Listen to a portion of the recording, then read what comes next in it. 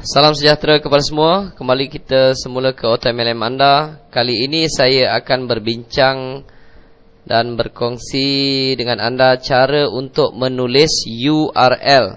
Jika kawan-kawan perasan tadi, apabila kita nak memasukkan gambar daripada ataupun masukkan image daripada orang lain, kita memerlukan URL.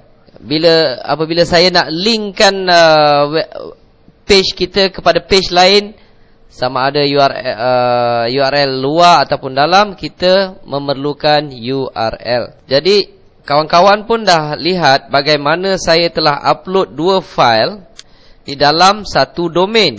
Domain saya contoh dalam ni adalah Husnek. Domain saya adalah Husnek. Dan saya telah upload file latihan. Saya telah upload file KW. Kawan-kawan telah lihat saya telah upload dua file. Sebenarnya saya dah upload banyak. Okey. Banyak file. Jadi bermakna dalam satu domain kita boleh buat banyak website. Kita boleh banyak buat website. Yang kita perlu tahu adalah bagaimana nak tulis URL dia. Okey, contoh di sini tadi. Cara nak tulis URL, sebab URL inilah ataupun alamat email inilah yang akan kita promote kepada orang lain. URL ni lebih kurang macam alamat email address, alamat website tersebutlah. Jadi apabila kita bagi URL ni biasanya ada link. Kalau orang klik je dekat URL tu, maka dia akan pergilah ke website kita. Tetapi kalau kita tak tahu nak tulis URL, macam mana kita nak bagi dalam email, dalam forum, nak tulis, contohnya nak tulis dalam business card kita, ataupun ada orang nak buat flyers ke, kalau ada orang tanya ke apa URL anda, kalau kita tak tahu nak bagi URL, kan dia menjadi satu masalah. Okey, saya bagi contoh cara nak tulis URL. Pertama kita kena tahu domain. Domain saya contoh tadi adalah husnext.ws.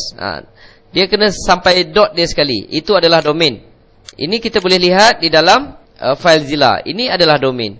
Dan di bawah ni adalah file name. Apakah file yang kita telah upload? File name ataupun nama file.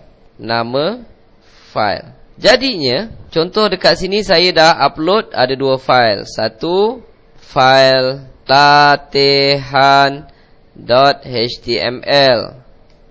Kedua, kw.html. Kita sebenarnya boleh upload gambar. Contoh, saya upload file gambar. Cari sajalah apa-apa gambar yang ada di dalam komputer anda. Tengok di FileZilla ni, cari dekat folder mana anda simpan gambar tu. Kalau gambar tu nama dia panjang sangat, saya cadangkan rename dulu. Okey, klik belah kanan rename dulu. Jangan kita upload nama panjang-panjang. Macam ni, kita renamekan dulu. Okey. Apabila kita dah rename, baru kita upload. Katalah file yang kita bagi nama foto1.jpg. Pastikan dia dah duduk dalam ni. Dah ada file foto1.jpg. Macam ni saya contoh wnf.jpg. Okey. Itu adalah contoh file image yang saya upload. Saya boleh upload file lain. Contohnya file kerja.pdf. Apa-apa file boleh diupload ke tapak domain. Okey. Tetapi anda perlu tuliskan dia punya URL. Cara nak tulis URL adalah http://www.domain anda/nama file. Jadi ini adalah formula untuk menulis URL. Contohnya file latihan. Kalau saya nak beri kat orang website ini, saya kena tulis URL dia. Cara nak tulis dia adalah http://www. Apa domain? Domain anda apa dia? Kalau macam saya punya husnek.ws/ apa nama file? Untuk kes ini, nama file adalah latihan.html. Jadi latihan.html. Ini adalah domain.